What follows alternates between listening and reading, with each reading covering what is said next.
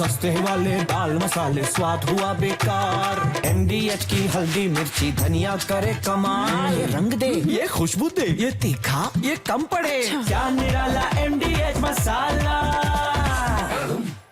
फिलहाल एक बड़ी खबर बता रही है क्योंकि ज़ेपोरिज़िया के साथ साथ खेरसों के कई इलाकों में ब्लैकआउट को लेकर यह खबर है और बिजली सबस्टेशंस पर ड्रोन हमले का खौफ।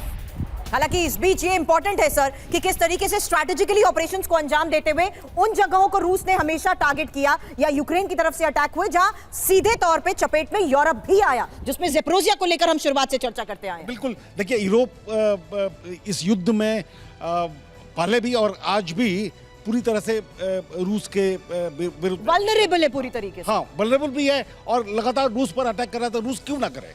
तो बात यहाँ पर जब आती थी कि अमेरिका ने जब एक शुरुआत की और उस शुरुआत में ये नज़र आने लगा कि शायद युद्ध को ख़त्म करने का कोई फार्मूला अमेरिका ढूंढ रहा हो, तो उस समय भी यूरोप के कई देश उस अमेरिका से राजी नहीं थे। तो ऐसी परिस्थिति में जब हर तरह से यूरोप रूस के विरुद्ध में जा रहा है तो रूस क्यों न हमला करे। बुरे दिन आते हैं, कहा जाता है कि आपके बुरे दिन जब आते हैं तो हाथी पे भी बैठे रहेंगे तो कुत्ता आपको काट लेगा। लेकिन सर यहाँ पर तो यूक्रेन के साथ कौन कौन है इसकी एक लंबी फहरिस्त नजर आती है, लेकिन मंजू जी रूस के साथ कौन कौन है? जब हम ये बात करते हैं तो एक नॉर्थ कोरिया, एक चाइना और एक ईरान, इन तीनों देशों का जिक्र सामने आता है। क्या आपको लगता है कि ये उसी तरह से रूस के साथ खड़े होंगे जैसा कि यूरोपीय देश और नाटो देश यूक्रेन के साथ खड़े हैं?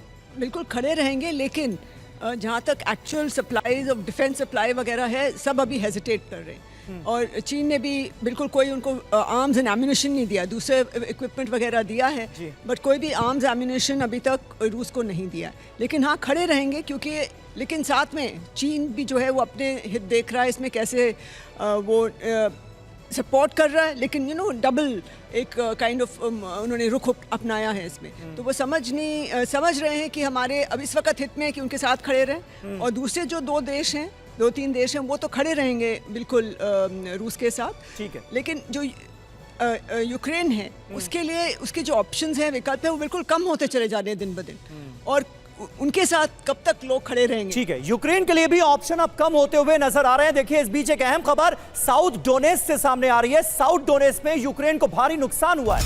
यूक्रेन के 30 से ज्यादा सैनिक रूस के एक बड़े हमले में मारे गए हैं। यूक्रेन का हथियार डिपो, सैन्य वाहन भी इस हमले में कैसे कर दिया गया तबाह, ये देखिए। इस बीच तस्वीर अगली आपके सामने होगी जहां रूस के जबरदस्त हमले को लेकर खबर खेरसों से भी है, जहां रूस ने फैब बॉम्ब से हमलों को अंजाम दिया है और यूक्रेन का व्यावसायिक प्रशासनिक भवन तबाह कर दिया गया है। हालांकि सवाल इस बीच सर यही आता है कि आखिर यूक्रेन के पास अब खोने को भी बचा क्या है? यूक्रेन के पास अभी भी काफ़ी टेक्नोलॉजी है। एक पूरा जो ड्रोन उन्होंने बनाया है, उन्होंने उसको हाफ तोड़ के उसको स्मगल करके रशिया में ले गए, रशिया को पता भी नहीं चला। और यहाँ तक कि इतनी ज़्यादा स्ट्रॉन्ग सैटेलाइट सपोर्ट था रशिया के पास, चीन का भी सैटेलाइट सपोर्ट था, उसके बावजूद 171 ड्रोन ले गए हैं, ट्रक्स में ले गए हैं। 2 ब्लास्ट हुआ तो भी रशिया को समझ में नहीं आया कि ड्रोन वहाँ आई। आपके मुताबिक अभी मिल रहा है ये सब सहयोग, यूक्रेन किस हद तक आगे जा सकते हैं और कितने वक्त के लिए? ये देखा गया है कि रशियन टेक्नोलॉजी को जो वेस्टर्न टेक्नोलॉजी ने चैलेंज किया है, वो उसमें ये लग रहा है कि अभी भी रशियन टेक्नोलॉजी को तोड़ नहीं पाई है, चाहे कितना भी वेस्टर्न सपोर्ट। और यहाँ तक कि बाइडेन एडमिनिस्ट्रेशन ने जो वादाएं किए थे उस हिसाब से अमेरिका की टेक्नोलॉजी सप्लाई अभी भी चालू है। ट्रंप ने ये बात तो बिल्कुल सही है कि यूक्रेन की इन 3 सालों में आप देखिए क्या हालत हो गई है। पूरा यूक्रेन बर्बाद हो गया है और रूस के ऊपर अगर ओवरऑल देखा जाए तो ज्यादा असर नहीं पड़ा है। यानी रूस ये बता रहा है कि अभी कई सालों तक जंग लड़ने में इसी तरह से बिना अपने ऊपर प्रभाव पड़े वो सक्षम है, ये मेंटेन करके रख सकता है। रूस पे फर्क पड़ा है, जब लोग मरते हैं तो फर्क पड़ता है, जब लाशें घर आती हैं तो फर्क पड़ता है, तो ये फर्क तो पड़ा है। लेकिन आप एक बात समझें कि आइसोलेशन सेंटिमेंट अमेरिका में बहुत स्ट्रांग है। अमेरिका अब औरों के प्रॉब्लम्स को नहीं चाहता है।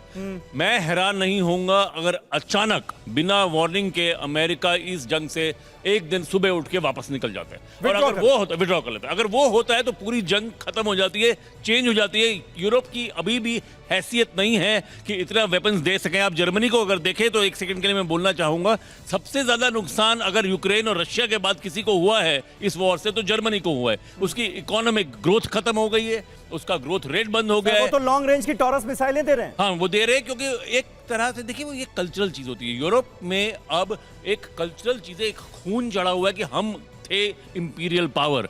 ग्लोबल साउथ के लिए सबसे बड़ा खतरा यूरोप की रीआर्मामेंट है। मेरे को लगता है कि यूरोप अपने आप को गोली मार रहा है क्योंकि उनको स्टेटस चाहिए, सिक्योरिटी नहीं चाहिए। स्टेटस बहुत बड़ी चीज होती है। कोई भी नेशन, कोई भी कल्चर दोनों चीजें सीख करता है, स्टेटस एंड सिक्योरिटी, हैसियत। और वो हैसियत 50 साल से दबी हुई थी अमेरिका के अंदर, वो मेरे को लगता है अब उठ रही है यूरोप में, और ये सबसे बड़ा खतरा है। स्टेटस बढ़ाने के चक्कर में सिक्योरिटी से समझौता हो रहा है। सस्ते वाले दाल मसाले स्वाद हुआ बेकार, MDH की हल्दी मिर्ची धनिया करे कमाल। ये रंग दे, ये खुशबू दे, ये तीखा, ये कम पड़े, क्या निराला MDH मसाला।